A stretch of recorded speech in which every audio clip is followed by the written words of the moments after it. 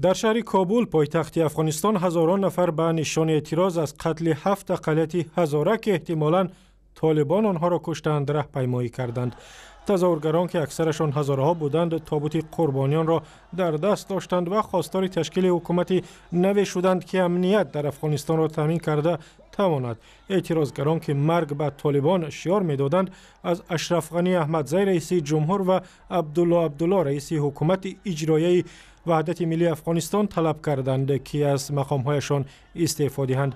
جسد سربرده 4 مرد، 2 زن و 1 کودک را روز 7 نوامبر در ولایت زابل پیدا کردند. آنها را چند وقت پیشتر در ولایت غزنی بودند. خدمات استخباراتی افغانستان ادعاهای طالبان را رد کردند که گفتند سربریدن این هزاره‌ها کار دست جنگجویان گروه دولت اسلامی بود. در این باره صحبت داریم با همکارم قادر حبیب از رادیوی افغانستانی آزاد.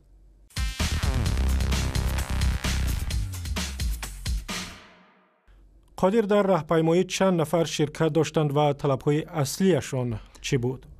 جاده‌های کابل امروز شاهد تظاهرات ده‌ها هزار نفر بود که در اعتراض به سربریدن 7 غیر نظامی به جاده‌ها ریختند و اعتراض کردند. این اعتراضات از غرب کابل شروع شد و معترضان در مقابل قصر ریاست جمهوری افغانستان در کابل گرد هم آمدند و خواستهای خود را در قطعنامه مطرح کردند که در آن خواهان اجرای عملیات نظامی سریع برای دستگیری عاملین امین سربریدن ها شدند و همچنان اینا چندین خواست دیگر را مطرح کردند و گفتند که باید یک واحد نظامی مستقل برای تامین امنیت مناطق هزاره‌نشین ایجاد شود و خواستار ایجاد یا افزایش پلیس محلی در مناطقی که طالبان بیشتر فعال هستند شدند. به همین ترتیب چند خواست دیگر هم اینا مطرح کردند و یک تعداد از معترضان تانستند که داخل ریاست جمهوری برن و اونجا با مقامات صحبت‌های داشته باشند و بر اساس بعضی از گزارش‌ها مقامات به تعداد از این خواست‌های معترضان پاسخ مثبت دادند. و حکومت افغانستان چی میگوید برای تحقیق این جنایت چه کارهای انجام داده است؟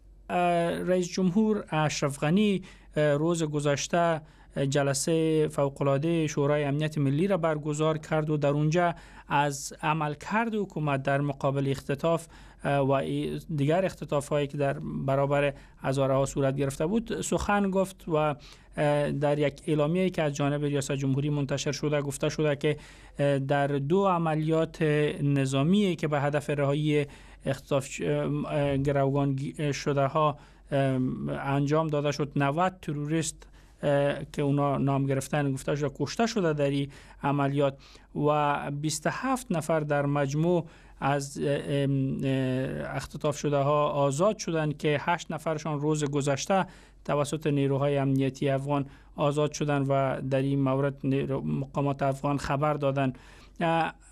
البته این 7 نفری که اختطاف شدند اینا حدود 1 ماه پیش در اوایل ماه اکتبر اختطاف شده بودند و 1 ماه بعد اجساد اینا به دست مقامات افغان آمد. خب اعلامیه ریاست جمهوری نشان میده که و میخواد بگوید به می معترضان حتی پیش از اینکه اعتراضات برآ بیفته اینا البته آگاهی داشتن خواستن که به سمع معترضان برسانن که حکومت به تفاوت نمانده و در برابر مخالفان مسلح و کسانی که این اعمال انجام میتن دست به اقدام شده. اما دیده میشه که این اقدامات حکومت معترضا و مردم میره ناکافی میخوانن و باز هم به جاده ها میریزن و شعارهای استعفای حکومت را سر میتن.